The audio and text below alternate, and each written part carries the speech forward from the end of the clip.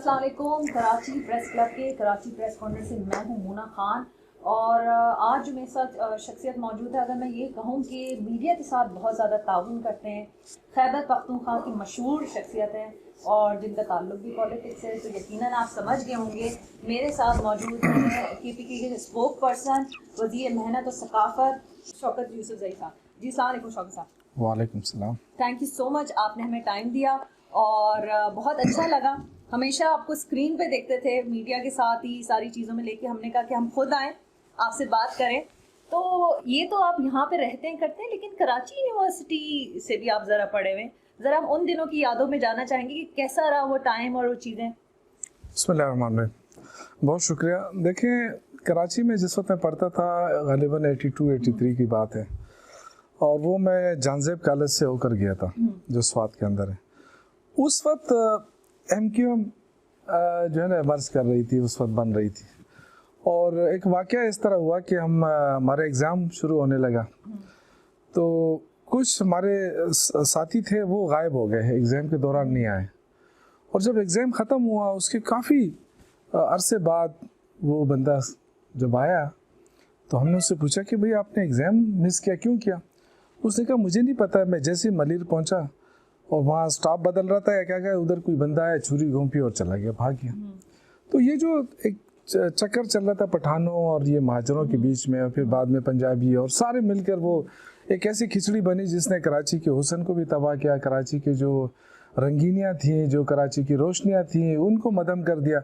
और एक वक्त ऐसा आया कि लोग फिर अपने घरों से निकलते हुए भी खौफ महसूस करते थे। आज अल्लाह की फजल से सुनते हैं कि जी कराची जो है वो हालात अब नहीं रहे, वो MQM और वो जो अल्ताफ़ हुसैन का जो वो था वो चीज़ें अब ख़त्म होती जा रही हैं। तो इंशाअल्लाह ताला हमें भी उम्मीद है, क्योंकि एक तो मिनी पाकिस्तान है और मैं समझता हूँ कि कराची एक हब भी है मईशत का पाकिस्तान के लिए, एक बहुत बड़ी रेवेन्यू जनरेट करता है वो शहर।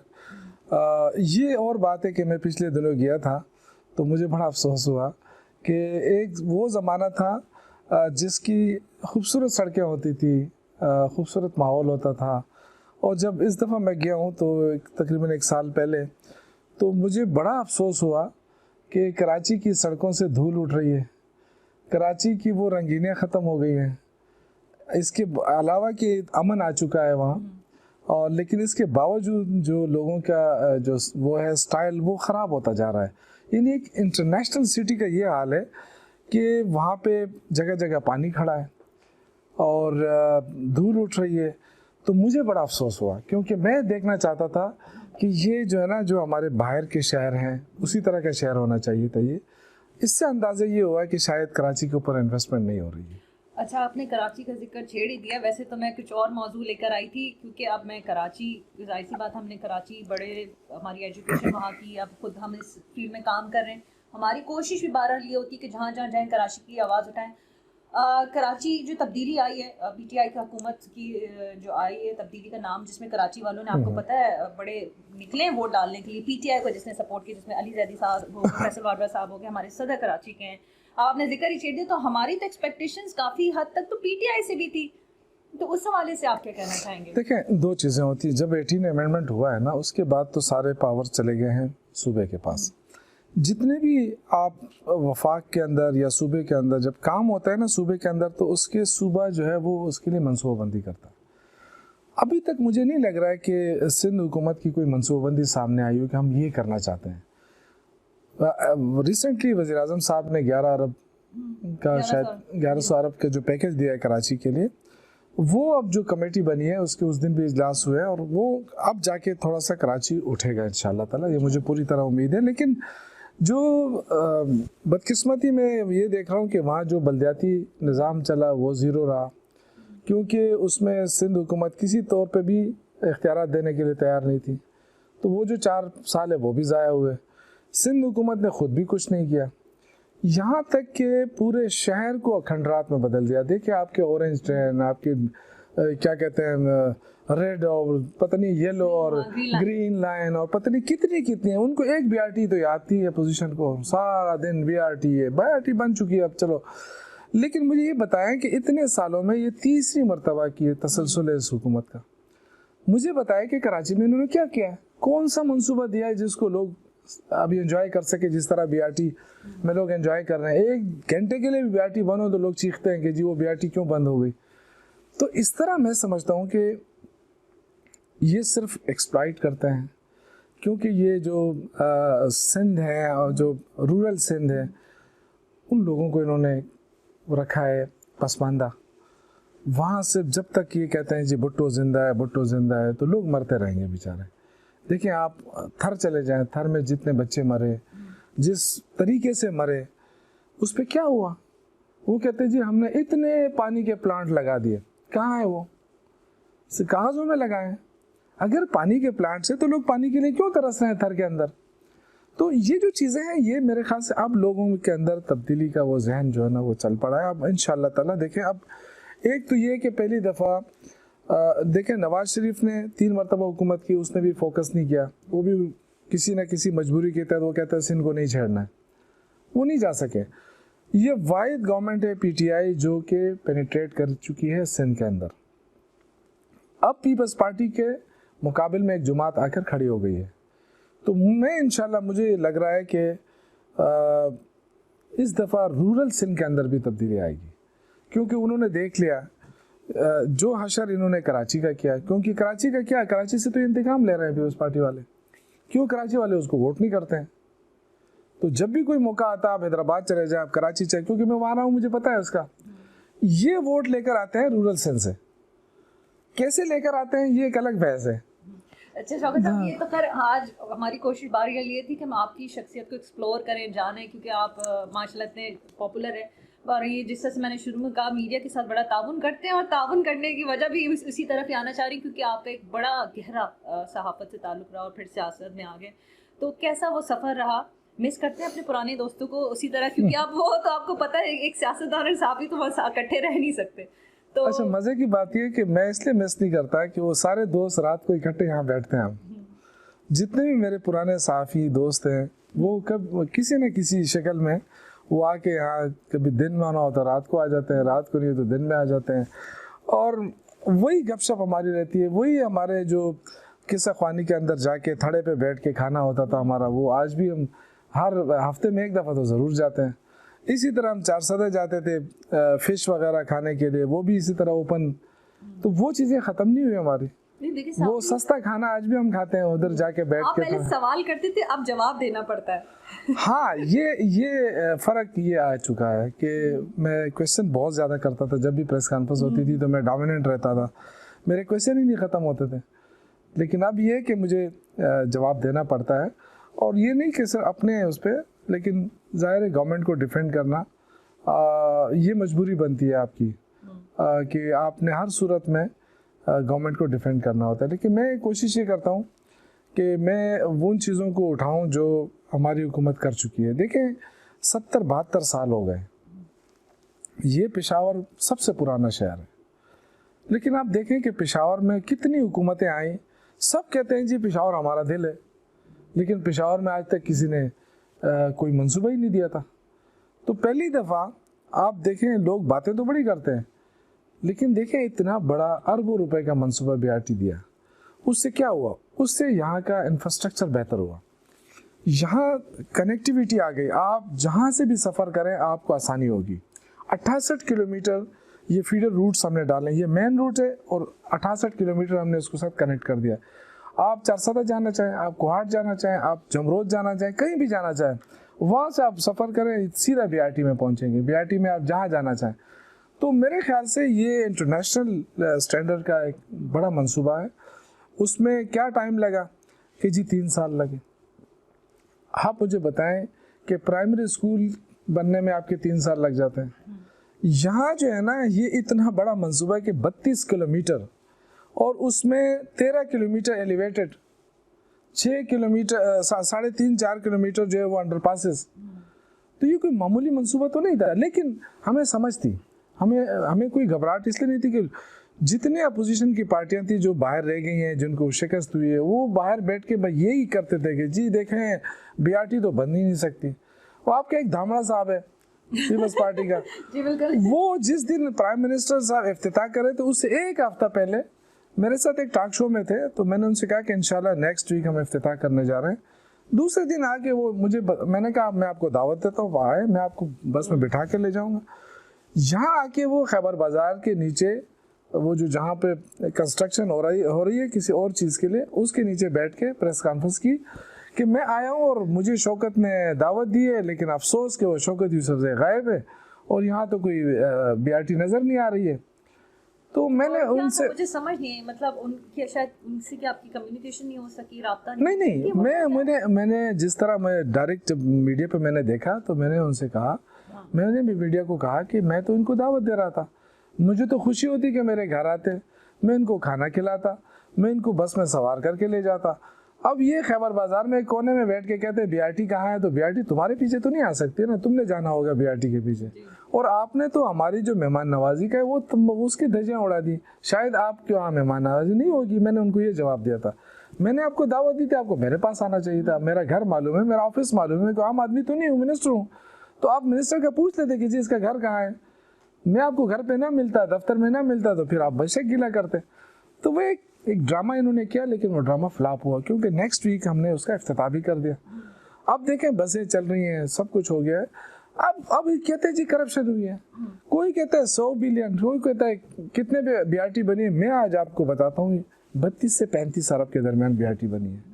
क्यों झूठ बोला जा रहा है? 70 अरब कोई कहता है, कोई कहता है।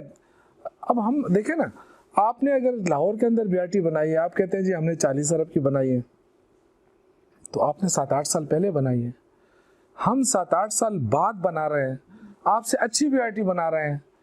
ये 3rd जनरेशन है, आपकी जो है ना वो 1st जनरेशन है। तो कहने का मकसद है कि हमने जो आपने बीआरटी उसके कंपैरिजन करें तो आज भी 5-6 अरब कम लागत से हमने बनाई है। तो इसलिए तो हम कहते थे आपने करप्शन की है। तो मैं तो आज भी इस पे कायम, मैं तो इनको चैलेंज करता हूँ, इनके जितने भी लोग हैं, मैं आपके चैनल के वसातत से भी करता हूँ कि इनके जितने भी वो हैं अरस्तु हैं, इनके पास जो भी है, आज है मेरे पास बैठ जाएं दोनों चीज़ों पे, बिलियन ट्री सुनामी के ऊपर भी और बीआरटी के ऊपर भी। ये साबित करें कि 40 अरब से ज़्यादा हमने बनाई है बीआरटी, या ये बता दें कि जी बिलियन ट्री सुनामी जो है वो गलत मंसूबा था या उसमें करप्शन हुई है, आ जाए। इवन मैं मलम जबा के ऊपर भी इनको चैलेंज करता हूँ।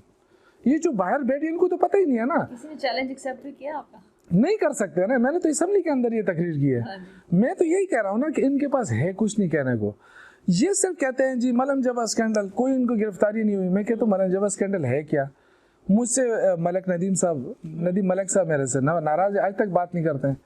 उन्होंने एक टीवी टॉक शो के अंदर एक बंदे ने एतराज़ किया जी मलम जबा, तो मुझे कहते हैं जी हाँ बताएं मलम जबा। मैंने कहा नदीम मलिक साहब मलम जबा स्कैंडल है क्या? मैं इन साहब से पूछना चाहता हूँ। नहीं आप जवाब दें। मैंने कहा जी मैं इनसे पूछना, पहले मुझे बता दें है क्या। तो उसको नहीं पता था। नदीम मलिक साहब मुझसे नाराज़ हुए, मुझे आप बताएं। मैंने कहा जी चलो आप इतने बड़े एंकर आप बता दें, इनको भी नहीं पता था। तो देखिए ये सिर्फ इस तरह है कि वहाँ बैठ के आप कहें जी बीआरटी के अंदर करप्शन हुई है, बिलियन ट्री सुनामी के अंदर करप्शन हुई है, ये मलम जबा स्कैंडल है, इनमें गिरफ्तारियाँ नहीं हो रही, हमारे लोग गिरफ्तार हो रहे हैं। भाई आपने 30 साल हुकूमत की है, आपने करप्शन की है, आप पे साबित भी हो रहे हैं, आपके एसेट्स बने हुए, आप जवाब दे दें उसका। आप फॉरेन फंडिंग केस में हमें रगड़ते हैं, लेकिन फॉरेन फंडिंग में तो हमने 40,000 लोगों का नाम दिया कि हमने इन लोगों ने हमें पेमेंट की है।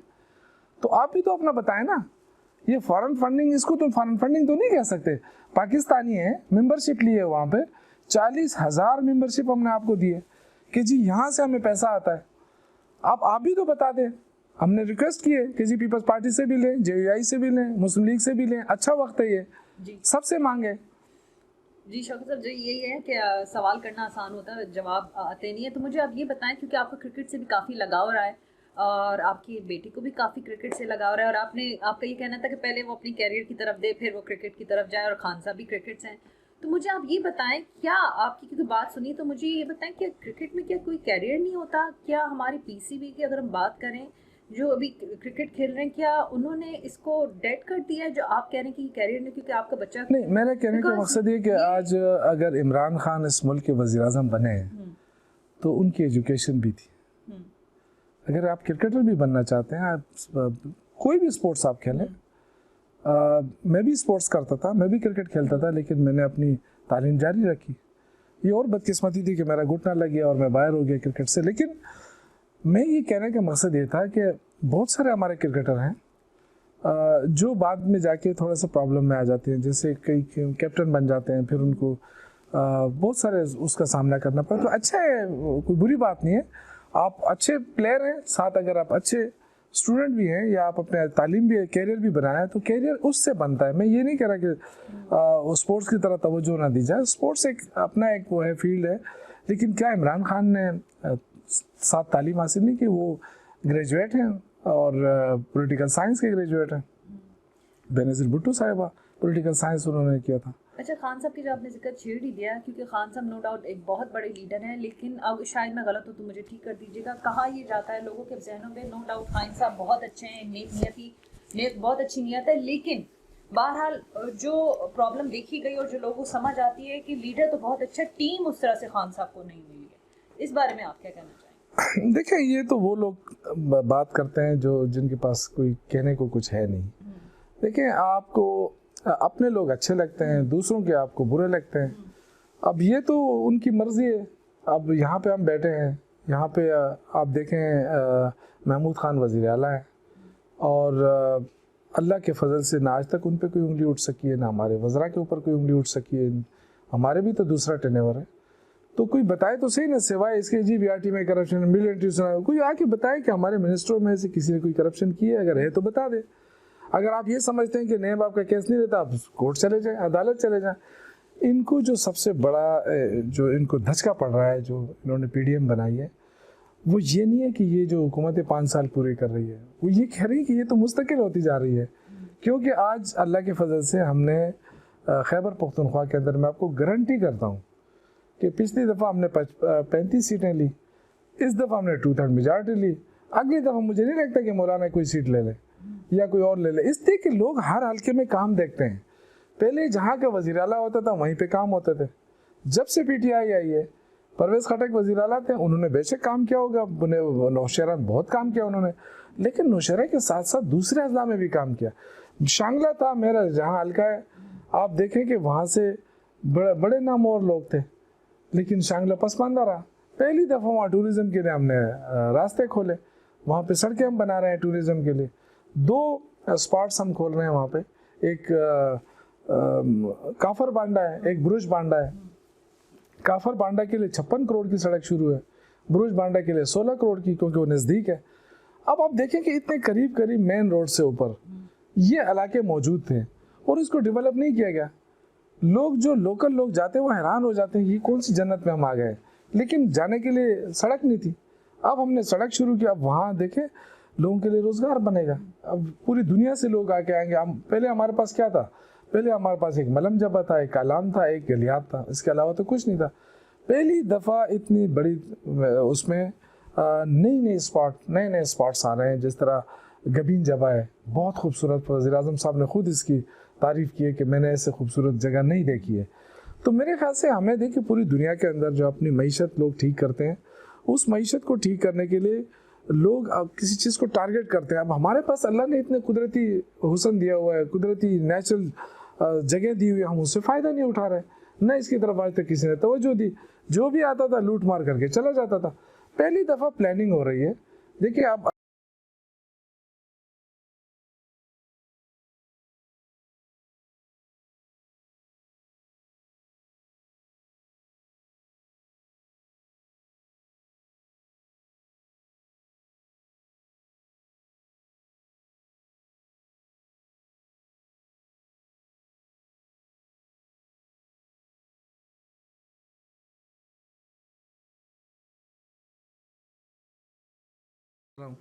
मैं तो यहाँ लड़ता हूँ कि जब भी कोई बजट बनता है, जब भी कोई बड़ी स्कीम आती है, या कोई एशियन डेवलपमेंट बैंक का कोई प्रोजेक्ट आता है, या जायका का कोई आता है, तो मैं लड़ता हूँ सीएम के साथ। मैं कहता हूँ जी शांगला भी डालो। तो अब ये जो है ना, ये पहली दफ़ा ऐसा हो रहा है। अच्छा, लोगों की एक्सपेक्टेशन जिस तरह पीटीआई से बहुत ज़्यादा है ना, इस तरह मेरे से बहुत ज़्यादा उनकी बन गई। क्योंकि पहले काम नहीं होता था। अब कोई बंदा फ़ोन करता है, अच्छा यार हमारे घर में पानी नहीं है, मैं कहता हूँ अच्छा ठीक है, डायरेक्ट आपको फोन आ गया?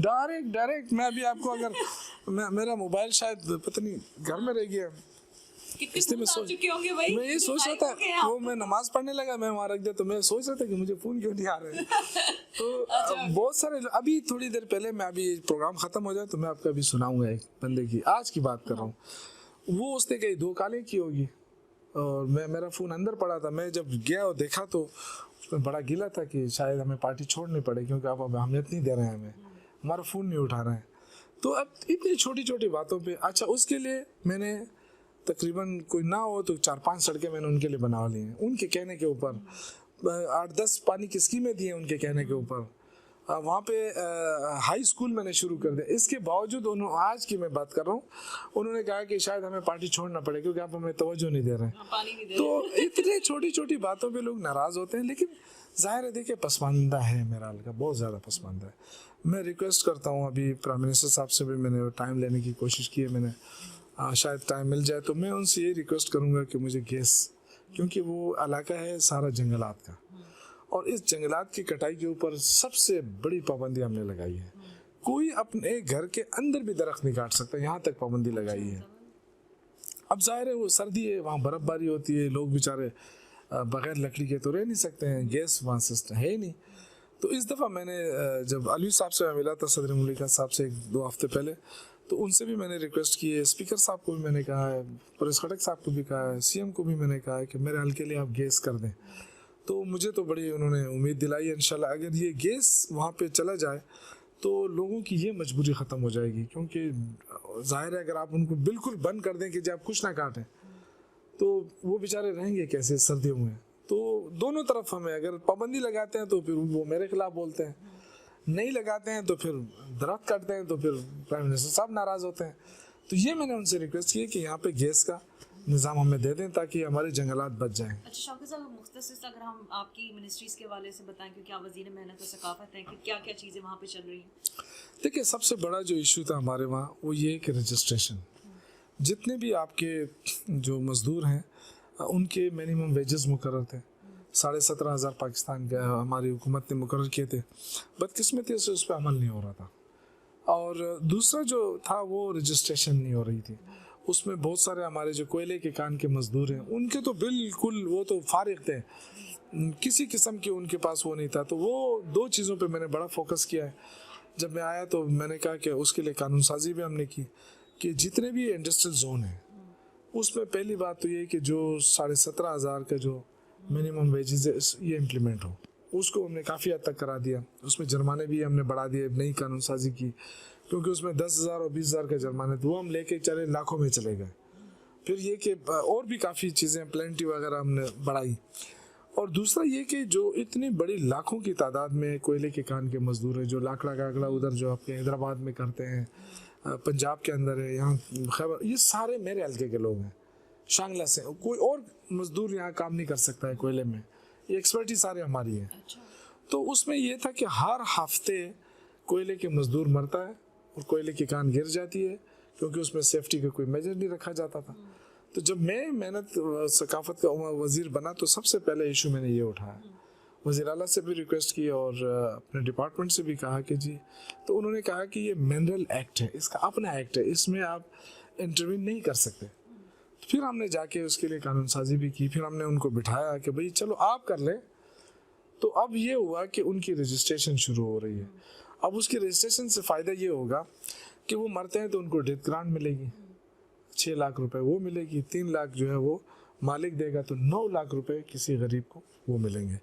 मैरिज होगी उनके बच्चों की तो मैरिज ग्रांट 2 लाख रुपए वो दे दिए जा सकेंगे। इसी तरह हमारे जो सोशल सिक्योरिटी के साथ जो रजिस्ट्रेशन होगी तो उनका health system total free, health care होगी, उनके बच्चों की एजुकेशन टोटल फ्री।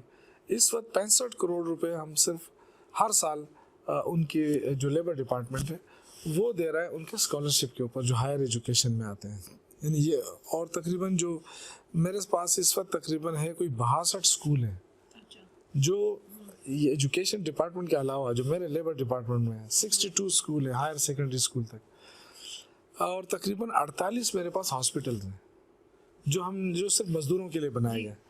तो इस वक्त और तकरीबन मैं समझता हूँ कि कोई 7,000 के करीब इस वक्त मेरे पास फ्लैट्स हैं। तो एट ए टाइम मैं हाउसिंग का भी मिनिस्टर हूँ, एट ए टाइम मैं एजुकेशन का भी मिनिस्टर हूँ, मैं हेल्थ का भी मिनिस्टर हूँ, क्योंकि 62 स्कूलों में जो लोग काम, 3.5 अरब तो सैलरीज है हमारी, मेरे डिपार्टमेंट की। और अगर कोई पानी तो की फोन ना उठाए तो फिर बड़ी नाराजगी बड़ी नाराजगी होती है। अभी रिसेंटली जो हमने काम किया वो ये कि 2011 से कुछ फ्लैट्स थे जो कंप्लीट नहीं हुए थे, वो इसी तरह बस फंड ना होने की वजह से। जब मैं आया मुझे फरवरी के अंदर ये डिपार्टमेंट दिया गया, तो मैंने जब ब्रीफिंग ली तो उन्होंने कहा जी इसका फ़ंड नहीं है, और ये 2056 फ्लैट्स हैं, तो लेकिन फ़ंड नहीं है। तो मैंने कोशिश की, और जुल्फ़ी बुखारी साहब का भी मशकूर हूँ, उनसे रिक्वेस्ट की, तो उन्होंने मेरे रिक्वेस्ट पे 23 करोड़ रुपए जब रिलीज़ किए तो हमने उस पर काफ़ी काम किया।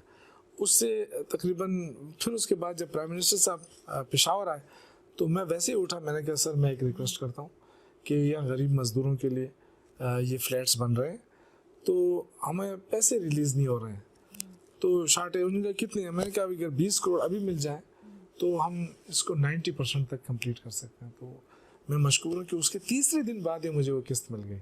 प्राइम मिनिस्टर, मुझे फ़ौरन फ़ोन आया जुल्फ़ी बुखारी साहब के ऑफिस से कि जी आप अपना वो भिजवा दें, डिमांड भिजवा दें। तो हमने 40 करोड़ का किया था कि हमें 20 अभी दे दें, 20 हमें 1 महीना बाद दे दें।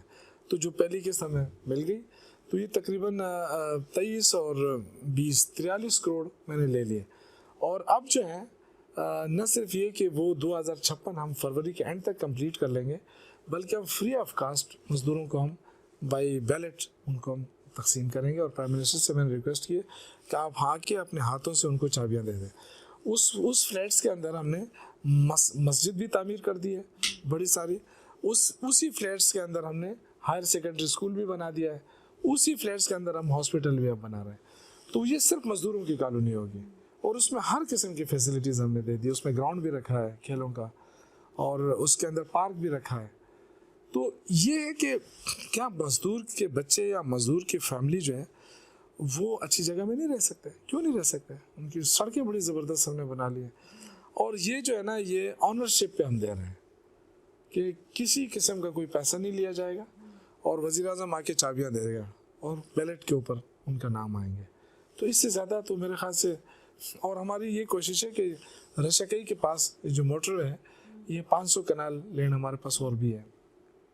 ये जब कंप्लीट हो जाए तो हो सकता है प्राइम मिनिस्टर से मैं यहीं से रिक्वेस्ट कर लूँ कि जी 500 कनाल हमारे पास ज़मीन पड़ी है, हम एक 5000 फ्लैट्स और भी बना सकते हैं। तो जो उनका विज़न है कि जी हम गरीबों को घर देंगे, तो ये उस विज़न का एक हिस्सा है। क्योंकि मैं खुद 96 का वर्कर हूँ, और जो खान साहब कहते हैं मुझे ज़्यादा तकलीफ़ होती है कि जब हम उससे दूर जाते हैं। तो ये चूँकि उन्होंने कहा है कि हम गरीबों को घर देंगे, तो मेरा भी वही ख्याल है। और चूँकि ये हमारे पास 7000 और फ्लैट्स हैं, तो ये जब इंशाल्लाह इसका मसला हल हो जाए तो फिर मैं थोड़ा सा उस एक्ट के अंदर चेंज लाएंगे। तो जो लोग इस वक्त रेंट पे रह रहे हैं ना, उनको हम ये बगैर किसी उसके हम इंशाल्लाह ताला ये फ्लैट्स उनको देना चाहेंगे। कर ही दी है। मैं ज़रा इंटरव्यू के उसके मेरा में जा रही हूँ, तो मुझे ये बताएं, इसका जवाब मुख्तसर से मुझे चाहिए होगा शौकत साहब कि गरीबों की बात छेड़ ही दी है। अब मैंने आपका कहा कि आप सहाफ़त से बड़ा गहरा ताल्लुक़ रहा है, और मैं खुद भी इस फील्ड में 10 साल से काम कर रही हूँ। तो मुझे ये बताएं, क्योंकि मैंने इतना बुरा टाइम सहाफ़ियों को पहले नहीं देखा जिस इस दौर में देखा, इस हवाले से फिर आप बताएं कि क्या कहना चाहेंगे। देखिए, मेरे ख्याल से कुछ चीज़ें खुद साख्ता हैं, कुछ चीज़ें हैं, मुश्किलात हैं जो सब तमाम फील्ड्स के अंदर हैं। तो डेफिनेटली सहाफ़ी कोई बाहर से तो नहीं आए हैं, और मैं समझता हूँ कि इसमें अब जैसे बड़े बड़े चैनल्स हैं, आप मुझे बताएं कि उनकी आमदन में कितनी कमी आई है। अगर आप हिसाब किताब पे बैठ जाए ना, तो मेरा नहीं ख्याल है कि कोई उनकी आमदन में कमी आई है। लेकिन कुछ चैनल जो है वो एक्सप्लॉइट कर रहे हैं, कुछ जो है ना मीडिया हाउसेस जो हैं वो इस चीज़ को एक्सप्लॉइट कर रहे हैं। रिपोर्टर, प्रोड्यूसर, नहीं, मैं आपको बता रहा हूँ, क्योंकि देखो मैं खुद एक ट्रेड यूनियन का हिस्सा रहा हूँ, मैं PFUJ का असिस्टेंट सेक्रेटरी जनरल भी रहा हूँ, मैं अपनी का सीनियर वाइस चेयरमैन भी रहा हूँ, मैं खैबर यूनियन ऑफ जर्नलिस्ट का 3 बार सदर भी रहा हूँ, मैं प्रेस क्लब में भी रहा हूँ।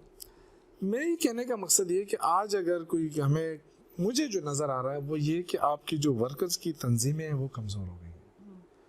आपके वर्कर्स की बात करने के लिए कोई भी नहीं है। सॉरी टू से, ये मैं आपको सही बता रहा हूँ। आप एक ज़माना था जो PFUJ की जिस शहर के अंदर मीटिंग होती थी वो तो पूरी हुकूमत हिल जाती थी। आज मुझे बताएं कि आपके PFUJ की मीटिंग होती ही नहीं है, जहाँ होती है वो किसी को पता ही नहीं चलता है कि कौन आ गया जी। उस वक्त देखे ना, नामी ग्रामी लोग थे, जैसे मिनहाज बरना साहब थे, मैंने उनके साथ भी काम किया। निसार उस्मानी साहब थे, मैंने उनके साथ भी काम किया। मैं निसार उस्मानी साहब की कैबिनेट में से वो था, असिस्टेंट सेक्रेटरी जनरल था। मैं अब्दुल हमीद छापरा साहब की कैबिनेट में रहा। तो अब्दुल हमीद छापरा जो है वो कराची प्रेस क्लब का प्रेसिडेंट रहा है। तो मेरे कहने का मकसद ये है कि ये वो लोग हैं जिन्होंने एक स्ट्रगल की थी और हुकूमत इनकी बात सुनती थी। अब आप जो है ना आपस में लड़ पड़े, PFUJ वाले आपस में लड़ रहे हैं, एक कहता है मैं सदर हूँ, दूसरे कहता है मैं सदर हूँ। किसी ने कोशिश नहीं की कि वर्करों को इकट्ठा किया जाए। तो आपकी कमज़ोरी जो है ना अपने अंदर है, बाहर से नहीं है। अब यहाँ से वर्कर को निकाला जाता है, कोई पूछने वाला नहीं होता, तो ये गलती किसकी है? हमारे दौर में जब किसी वर्कर को निकाला जाता तो मैं तो रोड पे आ जाता, मैं तो धरने देता था। उस वक्त भी मैं मतलब ये कि जुलूस भी निकालता था, एहतजाज भी करता था। तो मेरा नहीं ख्याल कि उस वक्त किसकी इतनी ज़रूरत होती थी कि इस तरह 10 निकाल दिए, इससे 15 इससे निकाल दिए। मैं आज भी कहता हूँ ये जो सहाफ़ी, क्योंकि मेरे दोस्त हैं और मैं तो आज भी अपने आप को सहाफ़ी समझता हूँ। मैं प्रेस क्लब जाता हूँ, अपने वही पुराने दोस्तों के साथ बैठ के गप्पे लगाता हूँ। मैं किसी भी चैनल में जाके, इसलिए नहीं कि मुझे कोई कवरेज मिले, मैं जाके उन गपशप के लिए जाता हूँ, उसमें कोई कैमरा शैमरा नहीं होता। लेकिन कहने का मकसद ये है कि मैं समझता हूँ कि सहाफ़ियों को, जो वर्किंग जर्नलिस्ट हैं, उनको दोबारा अपने उस पर नज़रसानी करनी चाहिए। लीडर कोई भी हो सकता है। इलेक्शन आए, जमहूरियत की जब हम बात करते हैं, हम जब भी तनकीद करते हैं, तो अगर हम ये समझते हैं कि इलेक्शन वाहिद हल है इसका, तो पहले भी इलेक्शन होते थे, अभी भी करा ले, नहीं तो हमारे थ्रू पे कराना चाहते हो, मैं हाजिर हूँ। पहले मैं आप आखिरी सवाल कर लेती हूँ, मुझे आप बताएं, क्योंकि ऑब्वियस सी बात है हम जहाँ भी जाते हैं 2-3 चीज़ें, एक तो कराची की हम बात करते हैं, दूसरा बहुत इंपॉर्टेंट जो चीज़ है वो कश्मीरी बहन भाइयों के लिए आप क्या कहना चाहेंगे, जो भारत जो भी जुल्म सितम उन पे जो ढा रहा है इतने अरसे से, उस हवाले से आप? देखिए, कश्मीर तो मेरे ख़्याल से ये वाहिद इशू है जिस पे तमाम पॉलिटिकल पार्टीज़ जो हैं वो एक ही मौक़िफ़ रखती हैं। ये वाहिद इशू है, चाहे फ़लस्तीन इशू है, चाहे वो कश्मीर का इशू है, ये इस पे कोई दो राय नहीं है जितनी भी पार्टियां हैं। क्योंकि मैं समझता हूँ कि कश्मीर जो है ये ज़बरदस्ती लिया गया टुकड़ा है हमसे, और धोखे से लिया गया टुकड़ा है। अब वहाँ जो लोग हैं ना, आप उनको मारें और कुछ भी करें, वो पाकिस्तान को नहीं भूल सकते, ना ही वो पाकिस्तान से आप जुदा कर सकते हैं। तो इस वक्त जो बदकिस्मती से जो मोदी सरकार करता रहा है कश्मीरियों के साथ, जो जुल्म सितम, जो उसने काले कवानीन वहाँ लगाए, उस पर मेरे ख़्याल से पहली दफ़ा कश्मीर के इशू को उजागर किया गया। अब देखें ना कितनी बदकिस्मती थी पाकिस्तान की कि मौलाना फजलुर रहमान को हर दफ़ा सिर्फ इसलिए कश्मीर कमेटी का चेयरमैन बनाया जाता कि उसको एडजस्ट करना होता था, ताकि वो मराद तो फेडरल मिनिस्टर से ज़्यादा लें, लेकिन उसका नाम ना आए कि वो हुकूमत में नहीं है। यानी ये कितनी बड़ी बदकिस्मती थी कि उन अरसे के अंदर 5 साल पीपल्स पार्टी के, 5 साल उसके गुजरे PMLN के, और वो शख्स वहाँ बैठा रहा, उसने बात तक नहीं की कश्मीर की। और वो जो है ना वक्त ज़ाया किया। जब इमरान खान आए ना, जब वो प्राइम मिनिस्टर बने, तो पहली दफ़ा तो उन्होंने UN में जाके बताया कि कश्मीरियों के साथ क्या हो रहा है, और जो खारजा पॉलिसी के नुकात थे वो बताए पाकिस्तान के। देखिए, हमें पाकिस्तान को लोग जो है ये समझते हैं कि ये इंतहा पसंद मुल्क है, यहाँ इंतहा पसंद पैदा हो रहा है, और यहाँ मज़हब का जो लेबल लगाया जाता था। वज़ीर आज़म साहब ने बताया कि पाकिस्तान जो है वो इंतहा पसंद नहीं है, लेकिन कुछ चीज़ें ऐसी हैं जो पाकिस्तानियों को इश्तिहाल में लाती है। एक जैसा कश्मीर का इशू है, दूसरा जो है आप हमारे हज़रत मोहम्मद सल्लल्लाहु अलैहि वसल्लम के जो खाके बनाए जाते हैं दुनिया के, जो डेनमार्क के अंदर, जो दूसरे ममालिक के अंदर, उसकी वजह से लोगों में इश्तिहाल ज़रूर पाया जाता है पहली दफ़ा। क्योंकि बाकी बदकिस्मती से आप देखें, नवाज शरीफ साहब उसको अंग्रेज़ी नहीं आती थी, वो अपना एक्सप्लेन ही नहीं कर सकता था वो क्या कहना चाहता था। पहली दफ़ा आप देखें कि जब इमरान खान जाके अमरीकी सदर के साथ बैठता है ना, तो उसके साथ पर्ची नहीं होती हाथ में, वो फिलबदी बात करता है, और जब उसका वो आंखों में आके डाल के जवाब देता है और हंसकर जवाब देता है। ये नहीं कि पसीने पहुंचता हो, तो पसीने तो वो बंदा पहुंचेगा ना जिसको जवाब देना ना आता हो। यही हाल हमारे वज़ीर-ए-आज़म साहब का हुआ। तो मेरा कहने का मकसद ये कि पहली दफ़ा भुट्टो साहब के बाद अगर किसी ने कश्मीर का मैसेज कन्वे किया है ना, तो वो इमरान खान है, और किसी ने पाकिस्तान का अच्छा इमेज दिया है तो वो इमरान खान है। और पहली दफ़ा आपकी फॉरेन पॉलिसी वो स्ट्रीमलाइन हुई है। तो ये सारी चीज़ें मिला के, और अब आपकी मईशत अल्लाह के फजल से एक दुरुस्त ट्रैक पर आ रही है। ये वो कारनामे है जो इमरान खान कर चुका है और कर रहा है। देखिए, हमने लोगों से वादा किया था कि हम आपके लिए इदारे बना कर देंगे, तो क्या ये बड़ा सबूत नहीं है कि वो सबसे बड़ा इदारा फ़ौज का था, जो हर वक्त नवाज शरीफ के उसमें रहता था, तनाज़े के ऊपर रहता था, पीपल्स पार्टी के तनाज़ा रहता था, इनके जो अदलिया होती थी उनके साथ इनका टकराव रहता था। आप मुझे बताएं कितने चीफ जस्टिस हैं जिनके साथ वो नवाज शरीफ की ना लगी थी, कितने जर्नल थे जिन ना लगी थी। तो इसका मतलब ये था कि नवाज शरीफ के अंदर खामी थी ना। आप फ़ौज को भी नहीं छोड़ते थे, आप अदलिया को भी नहीं छोड़ते थे।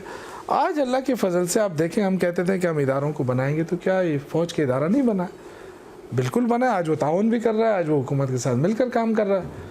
तो ये वो चीज़ें हैं जो मैं आपको बता रहा हूँ। अब महंगाई की आप बात कर रहे हैं, जो बिजली के महंगे मंसूबे किसने किए हैं? ये इन्हीं लोगों ने किए हैं जो 30 साल हुकूमत में रहे। उनका खमियाजा हम भुगत रहे हैं। हर साल आपको बिजली महंगी करनी पड़ती है। तो इनसे हम जान छुड़ाएंगे, लेकिन आहिस्ता आहिस्ता, क्योंकि हमारे पास और कोई ऑप्शन नहीं है। हमारे पास ये ऑप्शन है कि हम सस्ती बिजली बना सकते हैं। इस वक्त हमारे पास 32 से लेकर 37,000 मेगावाट बिजली बनाने की हम वो सब कुछ स्टडी कंप्लीट कर चुके हैं। तो ये है कि हम बजाय इसके कि हम महंगी बिजली ख़रीद रहे हैं, हम सस्ती बिजली क्यों ना ख़रीदें। आज जो बिजली का बहरान बना हुआ है, आज जो आपकी इंडस्ट्री ग्रो नहीं कर रही है, वो क्यों नहीं कर रही है? इसलिए नहीं कर रही कि आपके पास बिजली की शॉर्टेज है। क्यों शॉर्टेज है? ये नहीं कि हमारे पास बिजली कम बन रही है, हमारे पास डिस्ट्रीब्यूशन लाइन नहीं है। अब ये हमें वहाँ से बैठ के कि जी 2 सालों में इन्होंने कोई डिस्ट्रीब्यूशन लाइन, बिजली ठीक नहीं की। तो आप तो 30 साल रहे यार, जब आपने बेड़ा गर्क किया तो आप सब्र तो करें ना थोड़ा। जो M1 बन रहा है हमारा, जो पहली दफ़ा ट्रैक बन रही है रेलवे की, ये कहते हैं रेलवे में कुछ नहीं किया। तो वो चीज़ें मैं आपको बता रहा हूँ जो इसमें टाइम लगता है। टाइम कहना है, पहली दफ़ा डैम बनना शुरू हो गए, अभी तक तो डैम मुतनाज़ा थे। आप कालाबाग के पीछे पड़े हुए थे, सियासत कर रहे थे। भाई आपके पास करदू डैम है, आपके पास बादशाह डैम है, आपके पास इस इंडस के ऊपर मैं अभी भी आपको गारंटी करता हूँ 20 डैम और बन सकते हैं, इतना पानी है। लेकिन नहीं बना रहे थे, वो इसको मुतनाज़ा चला रहे थे। वो क्योंकि कमीशन खानी थी उन्होंने, ये महंगे मंसूबे लाके उन्होंने कमीशन लेने थे। अरबों रुपए कमीशन मिल जाते हैं उनको क्या ज़रूरत है बिजली पैदा करने की? आपकी डिस्ट्रीब्यूशन लाइन नहीं है। अब हमें देखें, मैं आपको बता रहा हूँ कि हमें 13% से लेके 14% ये हमारा वो है बिजली का कोटा है। इसमें हम हार्डली 9% तक भी नहीं इस्तेमाल कर सकते हैं, इसलिए कि जो आपकी डिस्ट्रीब्यूशन लाइन वहाँ से आ रही है, वो उसमें इतने सुराख हैं कि हर जगह लीकेज हो रही है। आप बिजली वो अगर 13% पे हम पहुँच गए तो हमें तो बनाने की और ज़रूरत भी नहीं रहेगी। और हमें जब सस्ती बिजली देखें ना, हमने क्या किया यहाँ पे, हम इसलिए भी कह रहे हैं कि आइंदा हमारा फ्यूचर अच्छा है। एक तो जो बिजली हम बनाते थे वो हम नेशनल ग्रिड को देते हैं। नेशनल ग्रिड हमसे लेता था गालिबन 2 रुपये, पहले कम लेता था, फिर अब 2 सवा 2 पे आ गया पर यूनिट। वो हमें वापस करता है 13 रुपये के ऊपर। हम अपनी बिजली 13 रुपये की दोबारा ख़रीदते हैं, 2.5 रुपये की देते हैं, 13 की वापस ख़रीदते हैं, और फिर 15 और 16 और 19 और 20 पर जाके हम अपनी इंडस्ट्री को देते हैं। क्यों कि जी वो कराची में भी 19-20 रुपये की यूनिट है, या 20-21 रुपये का यूनिट है, पंजाब के अंदर भी है। तो एक तो हमारे जो है ना, जो सी पोर्ट वो कितना दूर है बंदरगाह हमारे से, जब वहाँ मटेरियल यहाँ पहुँचता है तो कोई पागल यहाँ इंडस्ट्री लगाएगा। इसलिए हमें इंसेंटिव्स देने की ज़रूरत थी। तो इंसेंटिव्स हमने ये देना शुरू किया इस दफ़ा कि हम जो बिजली बना रहे हैं वो हम बजाय इसके कि हम नेशनल ग्रिड को दें, हम डायरेक्टली उसको इंडस्ट्री को देंगे। और हमारे मायदे शुरू हो गए हैं, हमने देना शुरू कर दिया है। इंडस्ट्री को हम देंगे 7.5 रुपये। तो हमें क्या फ़ायदा हुआ? हमें ये फ़ायदा हुआ कि 2.5 रुपये पे हम देते थे, अभी हम 7.5 रुपये पे देंगे। तो हमारी इनकम भी बढ़ गई। जो इंडस्ट्री लगा रहा है वो बेचारे 20-21 रुपये का यूनिट ख़रीदता था, वो 7.5 रुपये पे ख़रीद रहा है। पता चलेगा। और जैसे जैसे हमारे जैसे पेहूर पे हम ये दे दिया है, इसी तरह हमारे रानोलिया है और भी हमारे काफ़ी जो बिजली पैदा करने के मंसूबे हैं वो भी अब फाइनल स्टेज पे जा रहे हैं। तो क्यों इंडस्ट्री नहीं आएगी, आप मुझे बताएं। आपका जो अफ़गानिस्तान है वो आपका खुलने वाला है, जो तालिबान और उनकी जो अमेरिका की जो एडमिनिस्ट्रेशन है उनके साथ उनके मुज़ाकरात कामयाब होने की तरफ जा रहे हैं। आज अफ़गानिस्तान भी मान रहा है कि जी ठीक है, हम तालिबान के साथ बात करना चाहते हैं। तो जब वो अफ़गानिस्तान के साथ हमारे हालात ठीक हो गए तो आपके लिए तो दरवाज़ा खुल गया सेंट्रल एशिया का। सेंट्रल एशिया में आप अज़रबैजान में कोई इंडस्ट्री नहीं है, आपको पता है, बाकू के अंदर कोई इंडस्ट्री नहीं है। इवन मेडिसिन से लेके सारी चीज़ें वो या पाकिस्तान से मंगवाते हैं या तुर्की से मंगवाते हैं या किसी और मुल्क से आते हैं। इस वक्त अफ़गानिस्तान के अंदर भी उनके पास भी कोई बराह रास्त रब्ता नहीं है उसका। इंडिया हमारे जेलसी पे वो जहाज़ें भर भर के ला रहा है वहाँ सामान, लेकिन ये कब तक, हमारे तो रूट है। तो आज जो हमारा 1 बिलियन अगर हमारा एक्सपोर्ट हो रहा है तो ये तो हम 50 बिलियन से भी ज़्यादा कर सकते हैं, डॉलर के ऊपर ले जा सकते हैं। क्यों कि आपके यहाँ से तकरीबन 1.5 घंटा आपको लगेगा जलालाबाद, तो हमारे लिए तो बहुत आसान है। अब ये डबल रूट बन रहा है हमारा तुरखम तक, तुरखम से आगे भी बन रहा है। तो मैं समझता हूँ कि यहाँ जो भी इंडस्ट्री लगाना चाहेगा उसका फ्यूचर बड़ा ब्राइट है, क्योंकि आपके लिए पूरा सेंट्रल एशिया खुल रहा है। तो खैबर पख्तूनख्वा जो है ये पाकिस्तान के लिए हब बनेगा। जो इसने मुश्किलात देखी हैं, जो दहशतगर्दी देखी है, वो भी अपनी जगह, लेकिन जिस तरह कराची ने बड़ी तकलीफ़ें देखी हैं, शायद एक वक्त आएगा इंशाअल्लाह ताला कि कराची भी तरक्की की इशारा पे चल पड़ेगा। ये जो आपके अधूरे मंसूबे हैं इनकी तरफ वज़ीर-ए-आज़म का ध्यान चला गया है और इंशाअल्लाह ताला उसको बेहतर से बेहतर बना रहे हैं। जो फेडरल गवर्नमेंट के मंसूबे हैं उनको प्रायोरिटी दी जा रही है और उनसे फीडबैक लेकर हम चाहते हैं कि जो कमेटी असद उमर साहब की सरबराही में बनी है वो कराची को देख रहा है और इंशाल्लाह कराची की वो रौनकें, वो खुशियाँ, वो हम इंशाल्लाह रोशनियाँ बहाल करके रहेंगे इंशाल्लाह। Thank you so much Shaukat साहब, आपसे बड़ी ज़बरदस्त गुफ्तगू रही, कराची के हवाले से भी रही। आप आएँ, आप हम कराची की दावत भी साथ साथ दे रहे हैं कि आप प्लीज़ आएँ, कराची प्रेस क्लब आए। आपके तो वहाँ इतने पुराने दोस्त वो कौन है, सदर कौन है कराची प्रेस क्लब? अभी हमारे इलेक्शन हुए थे, हमारे वो फाजिल जमीली साहब वापस आ गए। अच्छा, वो आपको पता है। और हमारे रिजवान साहब हैं, वो सेक्रेटरी बने, और हमारी वाइस प्रेसिडेंट जो है वो खातून है, वो डॉन न्यूज़ की शाज़ी है। अच्छा, हम भी चाहेंगे, क्योंकि अभी तकरीबन मेरे ख्याल से एक 8-10 दिन के अंदर जो लाहौर प्रेस क्लब का डेलीगेशन है वो आ रहा है। अच्छा, ज़बरदस्त। वो यहाँ आ रहा है, कोई 40-45 करीब लोग हैं, मैं भी ज़्यादा हूँ। वो 2 दिन यहाँ रहेंगे। देखिए हम यहाँ पे बहुत कुछ कर रहे हैं। खैबर पख्तूनख्वा में अगर आप पहले आई थी तो आपको अंदाज़ा हुआ होगा कि पेशावर शहर पहले कैसा था। अब आपके उसके सफाई, उसका निज़ाम भी आपने अभी देख लिया होगा। मुझे बीआरटी खींच के लाया, इतना मैंने जिक्र सुना सब, क्योंकि देखें सुनना अलग होता है, खबरों में आना अलग होता है। आप खुद विजिट करें, ये बात बहुत इंपॉर्टेंट होती है। तो जब आप उसमें वो आएंगे लाहौर वाले, उनको भी हम विजिट कराएंगे और उनको शायद हम जो टूरिस्ट स्पॉट है हमारे उन तक भी ले जाएं। मैं कराची प्रेस क्लब के उसको भी आपके वसातत से हम कहते हैं कि जी आएँ, देखें, खुद आकर देखें। अगर हमने काम ना किया होता पिछली हुकूमत में तो दूसरी दफ़ा कोई हुकूमत नहीं देते हैं। यहाँ के लोग बड़े पॉलिटिकल लोग हैं, बड़े समझदार लोग हैं। अगर उस वक्त पहली दफ़ा हमें 35 सीटें दी और आज हमें उन्होंने 90+ दिए हैं, तो ये क्यों दिए हैं? हम काम कर रहे थे, ये चीख रहे थे अपोजिशन। आज भी यही हाल है। देखिए ना, हमने मर्ज किया फाटा को, सारे कहते थे नहीं हो सकता। तो ये क्रेडिट आप वज़ीर आला महमूद खान को नहीं देंगे कि पुलिस निज़ाम वहाँ एक्सटेंड कर दिया, अदलिया निज़ाम वहाँ एक्सटेंड कर दिया। वहाँ हर साल जो है वहाँ 10 बिलियन रुपए, 100 बिलियन हर साल वहाँ जाएंगे। तो ये तो नहीं है कि आप चौथे महीने आप कहें कि जी कहाँ है वो 100 बिलियन। उसके लिए प्लानिंग होती है, हमने पैसा फेंकना नहीं है। अब अल्लाह के फजल से वहाँ की नुमाइंदगी आ गई है, यहाँ सूबाई असम्बली में उनके मेम्बरान आ चुके हैं। अब जब नया बजट बनेगा वो अपने स्कीमें देंगे, उस हिसाब से हम इंशाल्लाह उनके लिए खर्च करेंगे इस हिसाब से।